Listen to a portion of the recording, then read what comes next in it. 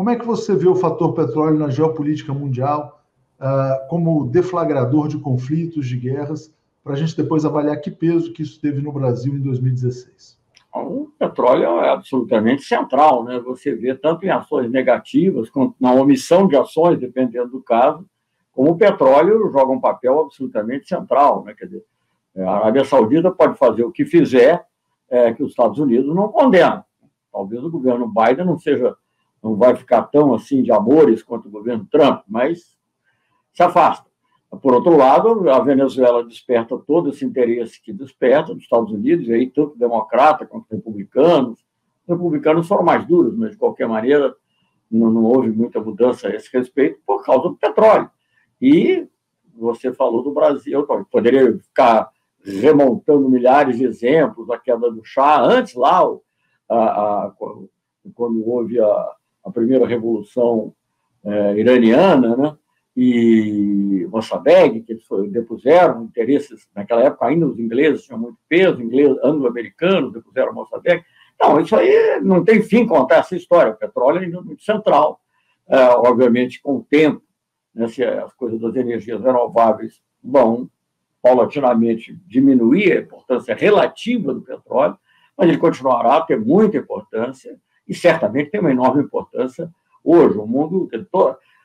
Não sei até que ponto a pandemia e essas outras, principalmente a pandemia, mas eventualmente outras crises econômicas geradas pela pandemia, outras geradas por motivos que tenham implicado em tempos de recessão, pode qualificar um pouco, mas eu me lembro, quando eu estava ainda no Ministério da Defesa, portanto, depois da crise do Lehman Brothers, estudos russos e americanos, todos eles colocando a demanda por energia como algo crescente no mundo por muitos anos.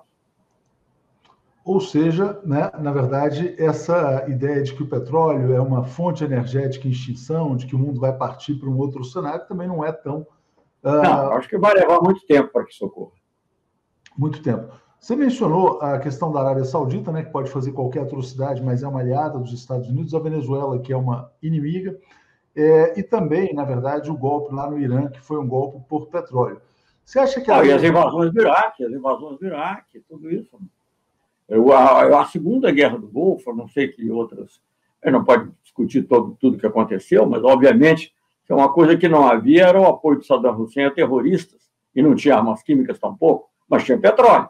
E, naquela época, havia também uma desconfiança, porque a ligação do Al-Qaeda, não com os governantes, mas com a elite saudita, era algo que preocupava muito, então eles não tinham muita confiança. Os americanos andaram até tentando ver alternativas mundo afora, mas o Iraque foi a melhor alternativa do ponto de vista deles.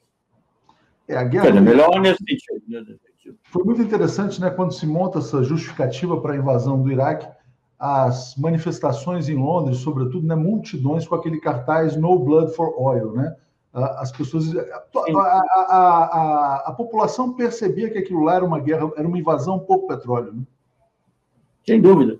Não, e continuou tendo esse papel absolutamente central. Eu costumava dizer, às vezes, assim mesmo, não era um blague, né, mas que só era muito ruim para um país pobre, mas a única coisa pior é ser um país pobre com petróleo, ou com diamantes, também no caso da África, porque aí realmente os interesses todos se digladiam e se apresentam de maneira brutal. E no Brasil não há a menor dúvida, quer dizer, eu sempre costumo dizer, quando eu vejo assim, o que declanchou o lawfare. Você tem vários fatores, não é um fator exclusivo.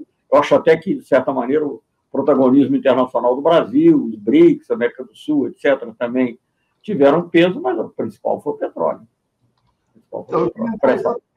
Exatamente nesse ponto, Celso. Porque você viveu de perto, né, esse processo de golpismo contra a ex-presidente Dilma Rousseff, depois da prisão do ex-presidente Lula. Você acha que a descoberta do pré-sal e o papel que o Brasil teria a partir de então foi determinante para que isso acontecesse? Eu acho que a descoberta do pré-sal, o fato de nós termos preservado para nós, para a Petrobras, digamos, o controle do pré-sal, e, quem sabe, ao mesmo tempo, você está se aproximando da China, da Rússia, rivais estratégicos dos Estados Unidos. Eu acho que isso, chamado, não gosto de falar muito desses termos, porque esses termos, às vezes, também são objeto de abuso, do Estado profundo norte-americano, para os setores de inteligência, né?